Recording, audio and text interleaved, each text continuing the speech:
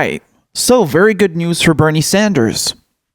He's polling number one alongside Joe Biden nationally. I mean, this is huge news. Again, I'm not a poll truther. I don't think that the polls are necessarily gospel, but it's very good news, especially right on the cusp, on the verge of the primary. So no longer is Joe Biden holding the national lead on his own. He's now tied with Bernie Sanders. Okay? And shockingly enough, this is a CNN poll, and they had to admit that Bernie Sanders is now leading nationally. It's quite the shift from previous polls where, if you guys remember, you had CNN, their own polls. Okay, they were lying about their own polls. Bernie Sanders was second in Iowa and first in New Hampshire, and they had completely lied about his figures and put him in like third or fourth place in both of them.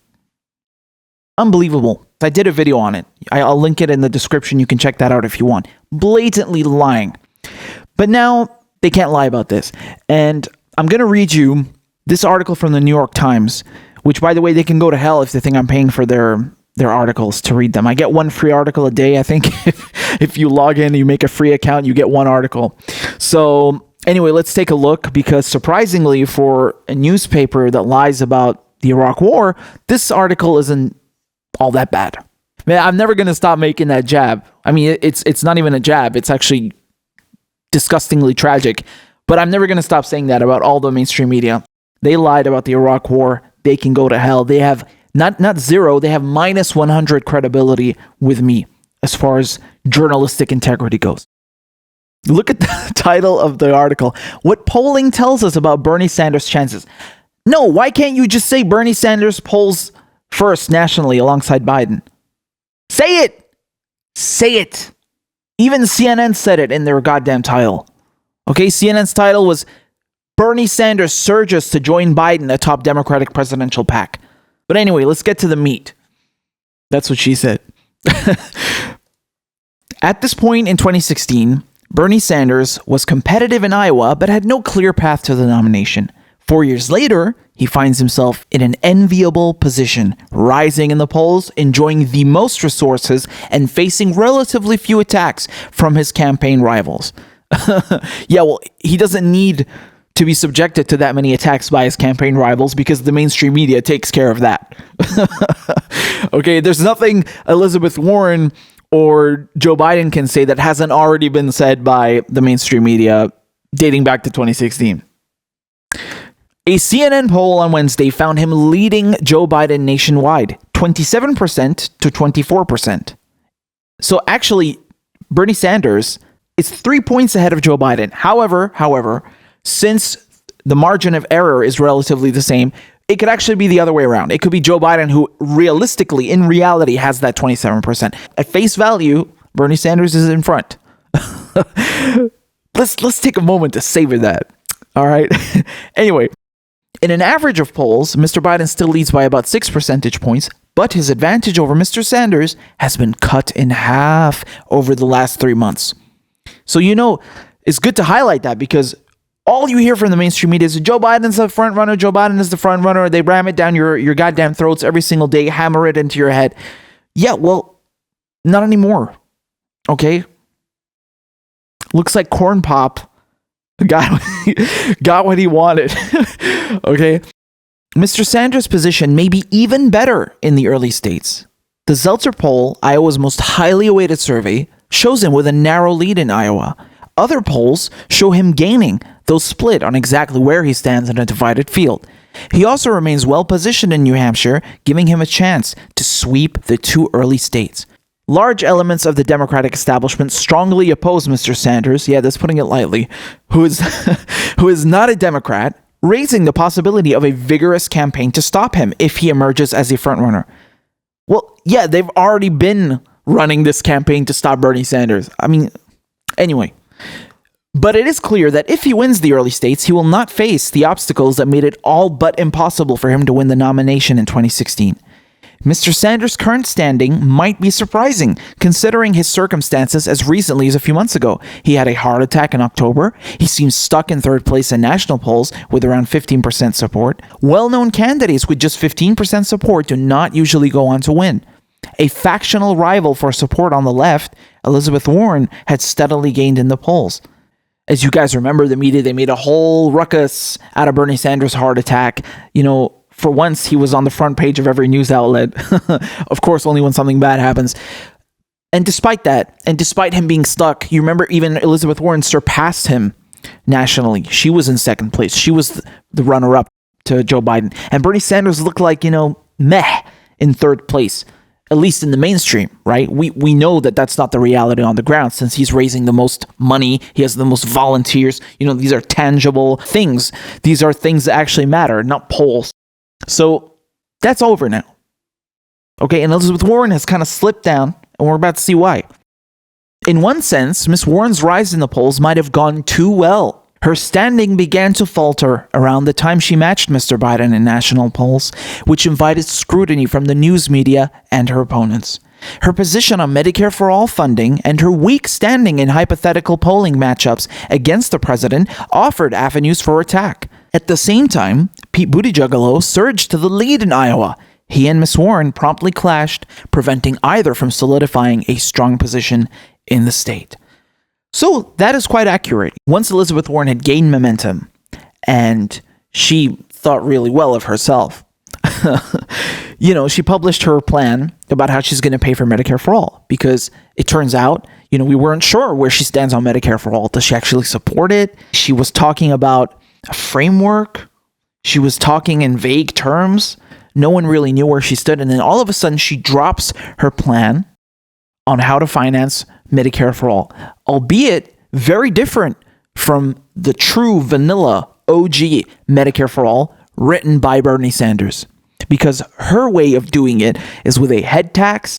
She does it regressively, and all for the sake of saying, I'm not going to raise taxes on the middle class. Well, it turns out, Lizzie, you shot yourself in the foot, because if you had stayed true to Medicare for All the way Bernie Sanders does it, you wouldn't have faced all the scrutiny and backlash for your garbage, okay? So after she announced that transition plan for Medicare for All, and by the way, which is not going to be as soon as she gets into office, she's going to take her sweet dandy time, she starts sinking in the polls. She starts facing backlash, not just from progressives, but in the mainstream media, because that's how they do, and it backfired. Didn't go as planned. She thought she was going to save herself by saying, I'm not going to raise taxes on the middle class. Yeah, well. And not just that, but the fact that she doesn't match up very well with Donald Trump in a hypothetical general election poll. Y'all already know who matches up the best against Donald Trump in hypothetical general election polls. I don't need to say it. I don't need to say it. It's been true for 4 years since the last election. Y'all already know. Okay, it ain't Elizabeth Warren. She's a weak candidate. That's what this paragraph is essentially saying. And also, when she was going after Pete Buttigieg about the wine cave, I really appreciated that moment, because once again, Bernie Sanders didn't have to get his hands dirty. In most elections, conflict between these two idealistic liberal candidates would have been good news for the establishment favorite, Mr. Biden. But he never emerged as a classic establishment frontrunner, someone with a daunting number of endorsements and superior resources. He found himself outspent, in some cases by a wide margin, by lesser-known rivals at exactly the point in the race when an establishment frontrunner would have been expected to spend lots of money to overpower his rivals. Mr. Biden's weak elite support has done more than simply deprive him of the resources to capitalize on his opening in Iowa. It has led many elite supporters to seek an alternative, empowering rivals who have weakened Mr. Biden further. Some have gone to Mr. Buttigieg, who has raised far more money than Mr. Biden. What have we been saying? What have we been looking at? If you guys remember, third quarter of 2019, Joe Biden was in fourth place when it came to fundraising. No grassroots support. He's not getting donations like Bernie Sanders.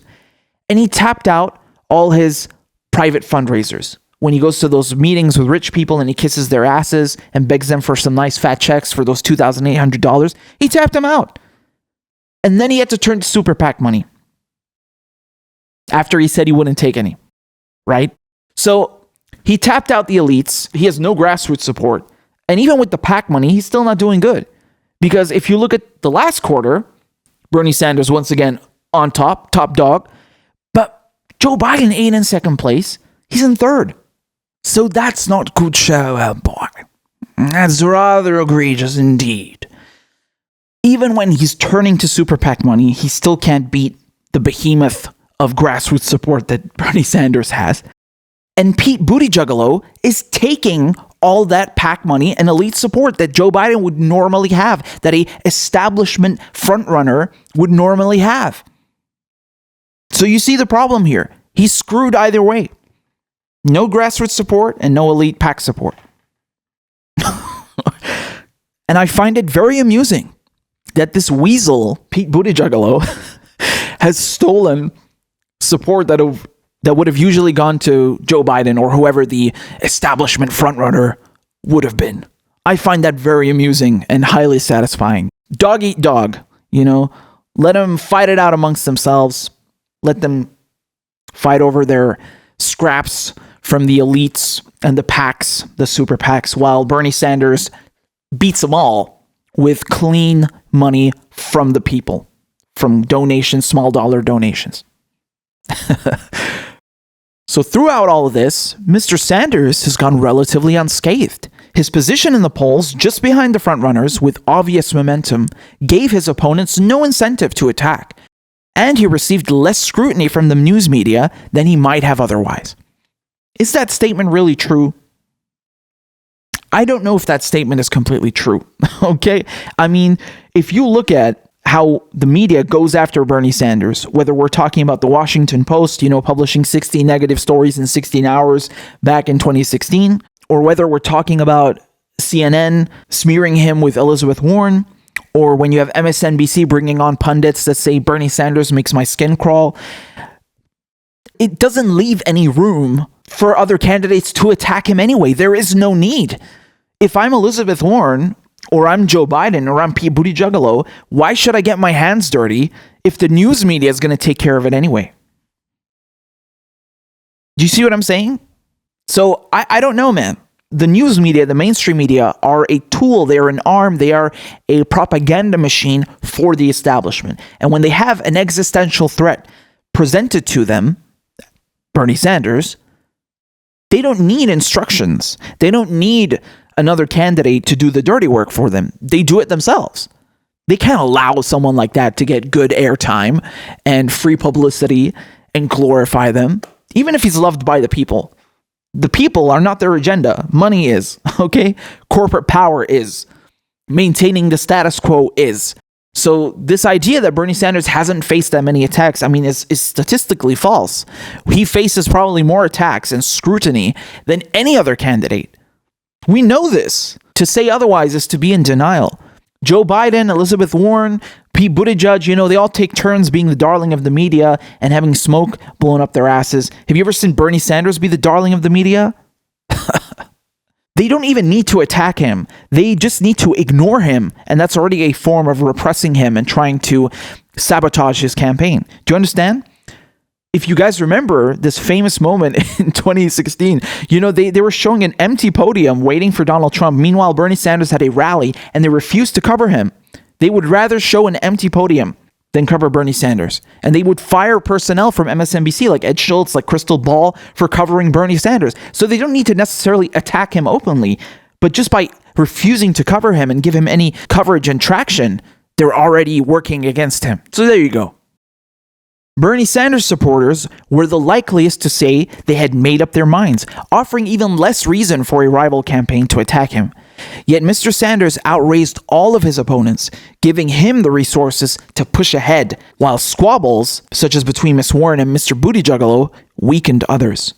So this is true. I remember a poll I covered where I showed you that the very important data in that poll was not the figures, but what the voters said. Bernie Sanders supporters are the ones that have their mind made up the most. They ain't switching. The majority of them ain't going nowhere. Don't matter what you say about Bernie. Don't matter what attacks they got in the mainstream media. Don't matter if he make your skin crawl. They ain't going nowhere, okay? They know the real McCoy when they see it. So that's very, very good and very, very important. You don't have that with Joe Biden. His supporters don't have their minds made up 100%. They can be swayed. By exposing Joe Biden's record, you can sway them, especially because they share the same characteristics as Bernie Sanders' base, right? They're not like Elizabeth Warren's base, which is 70% white, college educated. Bernie Sanders and Joe Biden, their bases overlap a lot. Okay, so we're talking high school diploma, middle class, working class, all right? And not as white. We also have a mixed base. We'll get to that in a second. So you see why that's very good, that Bernie Sanders supporters ain't going nowhere. These are the kinds of conditions that often contribute to late movement in primary contests, and indeed, Mr. Sanders has steadily risen in national and early state polls. His lead in the CNN poll nearly 2 weeks ago marked the moment when these conditions no longer clearly held, but his opponents largely declined to attack Mr. Sanders at the most recent debate. Ms. Warren's allegation that Mr. Sanders told her that she couldn't win the general election because she was a woman was not pursued vigorously at the debate or thereafter. Well, it doesn't have to be. Again, I keep telling you guys, the media is a propaganda machine. Just that they bring up things sometimes, they plant the seed in people's minds is enough. They don't need to pursue it aggressively. It's drip, drip, drip. Do you understand? One week they're saying, oh, the Bernie bros did this online. And then the next week, oh, Bernie Sanders is a sexist. The next week, oh, he's a socialist. They do it bit by bit. They're not going to be so overt with it, although they sometimes are. I mean, sometimes they don't even hold back. Do you understand? Never forget this. The mainstream media is a propaganda machine. This thing that he's not facing attacks, I don't believe that. You know, Joe Biden started attacking Bernie just a few days ago, saying that, oh, he's doctoring this video of me saying I want to cut Social Security, man. Well, that's true. You did say that. So we always have people attacking Bernie Sanders, and you don't need the candidates to do it. The mainstream media does it for them. Again, I repeated that many times already because it's true. It's true. With just under 2 weeks to go until the Iowa caucuses, it remains unclear whether Mr. Sanders or anyone else has a meaningful lead in the state. But Mr. Sanders faces fewer obstacles than he did in 2016. Hillary Clinton was a juggernaut who consistently held around 50% support in national polls throughout the race and an overwhelming lead among black voters. This time, it's conceivable that Mr. Sanders will face a split field after Iowa and New Hampshire, with as many as 4 rivals positioned to claim a strong showing in the 2 early states, and Mr. Bloomberg spending hundreds of millions of dollars on his own behalf. This is the big question, right? Would you say Bernie Sanders is better off now, or was he better off in 2016? Yes and no. I mean, this time round, he has a grassroots movement that he's already built. He didn't have to build it from scratch like last time. He already done and laid down the work, right? And this time, he's raising the same amount of money, I'd say a tiny bit more, I think, than the last time. And he has more volunteers. So he has a grassroots support network already in place and name recognition. He is now effectively the most popular politician in the country and has been for the last few years, especially if you look at the favorability ratings. So that's one thing. On the other hand, I mean, look how many people are in this race. You have, I can't even count them. I don't even know them all. Sometimes I see a name of someone running for Democratic nomination. I never heard of that name. And I cover politics. Okay, there's like 30 people in this goddamn race. So that's also something to be taken into consideration. All right. You have a lot more contenders in it with him this time around. And that's not such a good thing, in my opinion. You know, against Hillary Clinton, Bernie Sanders won 23 states. Do you think he can win 23 states or more this time? If the vote is fractured? You know, I wouldn't be surprised if some of these candidates were planted. I've already talked about this. A lot of people talked about this on Twitter too. You know, I wouldn't put it past them. It's not beyond the imagination to think that some people are running in this race solely for the purpose of fracturing the vote to make sure that Bernie Sanders doesn't get 51%. In which case, this rule kicks in where the superdelegates are back in business and they can pick who to give the nomination to. Do you see why that's a problem? It's not good having that many people running against Bernie Sanders, in my opinion. Obviously, it would have been much better if it was just one-on-one, right? And last time they had to cheat to make sure that he didn't win because that's how close it was. That's how tight it was. So what they're saying here is that Bernie Sanders faces less obstacles this time than last time. I don't know. I think that's up for debate. Yes and no. Tell me what you guys think, because I'm genuinely interested. I can't make my mind up on that. Mr. Sanders' position among non-white voters is also better today than it was in 2016. Polls suggest he's leading among Hispanic voters who will play a meaningful role in Texas and California on Super Tuesday. He still trails Mr. Biden among black voters, but he is far more competitive among them than he was 4 years ago. A recent Washington Post poll gave Mr. Biden a lead of 48% to 20% lead among black voters, less than Mrs. Clinton's commanding 80-20 advantage. That's huge. So last time round, Hillary Clinton was leading Bernie Sanders 80 to 20% support with black voters. I mean, there's no competition there. That's really not good, which is really ironic because Bernie Sanders' policies benefit people of color the most. I mean, you're comparing to Joe Biden, who's a racist, or Hillary Clinton, who's a warmonger, who did this whole 3 strikes nonsense with her husband and putting people in mass incarceration in the 90s. Jesus Christ. It's really bad, 80 to 20%. So basically, Bernie Sanders only had 20% support among black voters last time around. That is really low. That's not enough. The Sanders gains are driven by strength among younger black voters who back him by 12 points. Overall, his weakness among black voters is an obstacle, but not an insurmountable one. The thing what they're saying here is that among young black voters, Bernie Sanders is leading Biden, but overall he's not. He's trailing Biden. So Biden has about 30% support among young black voters, but Bernie has 42% among the young voters, right? But overall, Biden is winning. Biden is the front runner. However, Bernie Sanders is leading with Hispanic voters.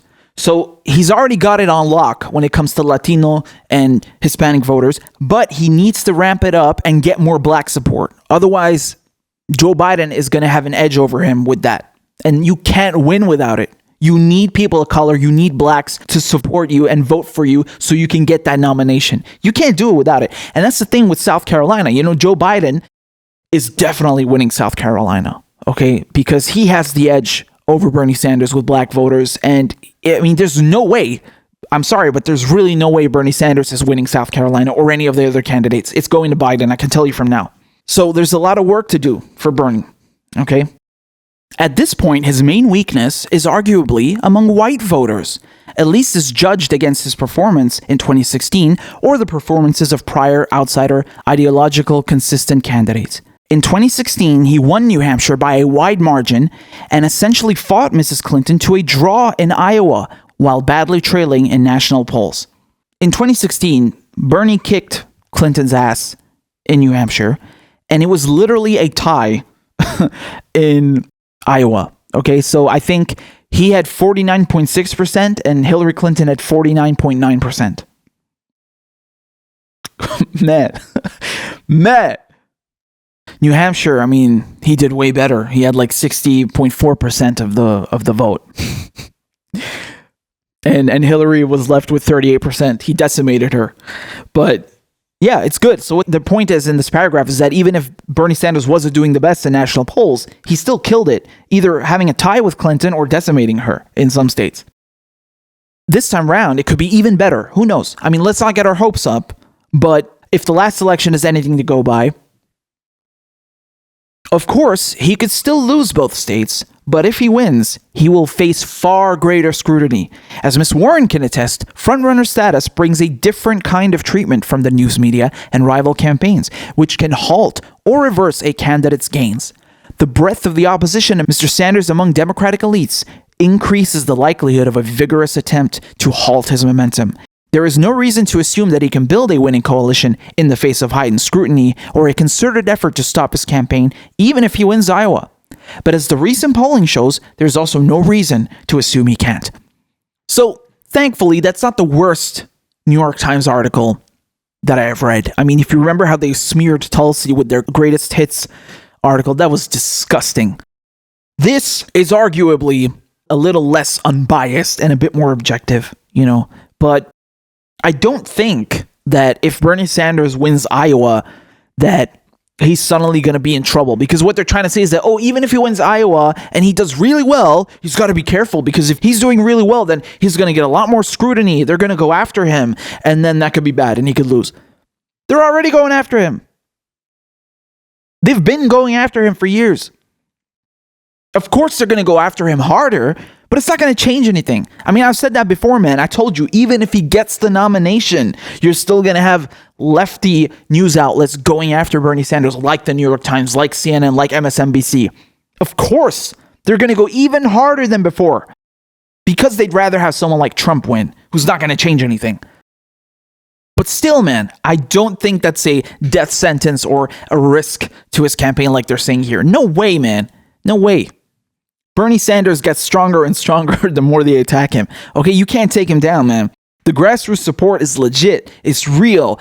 There's a reason why he's raising more money than all of the other candidates. There's a reason why he has more grassroots support than all the other candidates, more volunteers, more meaningful endorsements, because he's representing working class people. He's not representing corporations. When you give people his message, when it gets out there, it resonates. It's meaningful.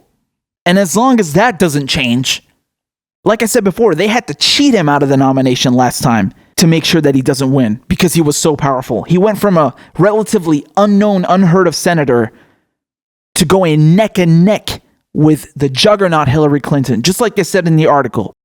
This time round, he's already got name recognition. He's already got that support, that network in place. It's already been built. So he's only going to go up. And if he wins Iowa, even if they attack him more, which they will, he's just going to get stronger and stronger.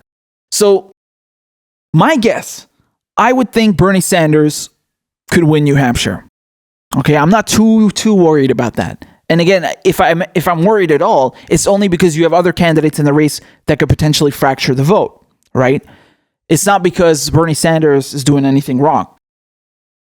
But I wouldn't be too worried about New Hampshire. About Iowa, I'm still a little reserved. Okay, I'm not quite sure what could happen there, because again, you have Joe Biden, you have Elizabeth Warren, you have Juggalo who's leading there. It's a tough one, man. Through no fault of his own to Bernie, but it's a tough one. I'm not going to call a guess just yet on that. I'm a little more reserved, but please let me know what you guys think. Maybe you have a gut feeling that's pivoted one way. For me, I'm not too sure yet.